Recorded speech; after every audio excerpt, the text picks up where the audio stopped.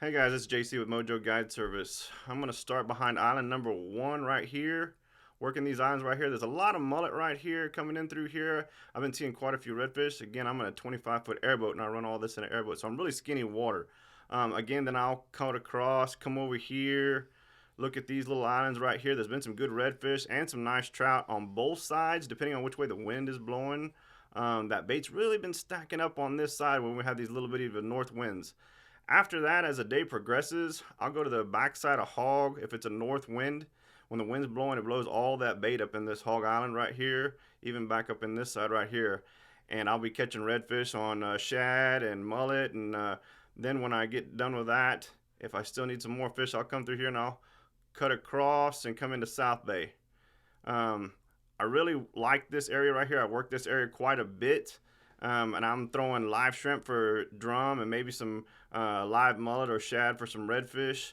Um, then I'll cut across. There's this reef right here. You got to really be careful. So make sure you're in a kayak or something really skinny water running boat with your trolling motor. Come around that reef and fish all this right here. You find the bait, you're going to find the fish.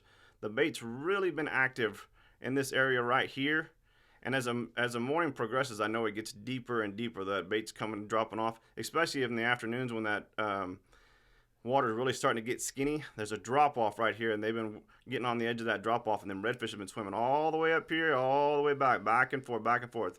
Again, if you find that bait, you will find the fish. I'm fishing this east shore right here, depending on which way the tide and which way you're current. I'm really liking to work these holes right here, throwing live mullet in the potholes or right on the edge, right on the drop off. Right here in this hole right here, the bait has been really good in the afternoons. That bait is falling off in there because the tide's dropping out, and I throw in there with some live mullet or maybe some shad or something like that. After that, I'll work down a little bit area, come over here. There's another gut right there, and in that gut, everything's dropping off. All these fish from up here are dropping off into that gut right there, and I'm catching them back and forth.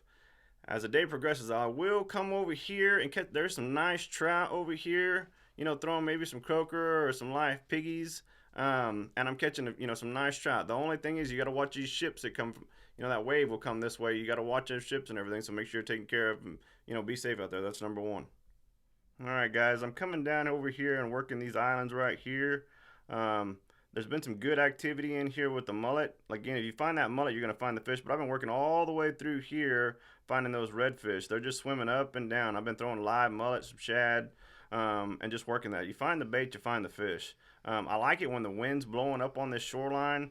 After that, I'll cruise around, and there's some oysters over here that I like to work. And again, I'm in a skinny boat, so you got to be really skinny depending on how high the tide is and how low the tide is.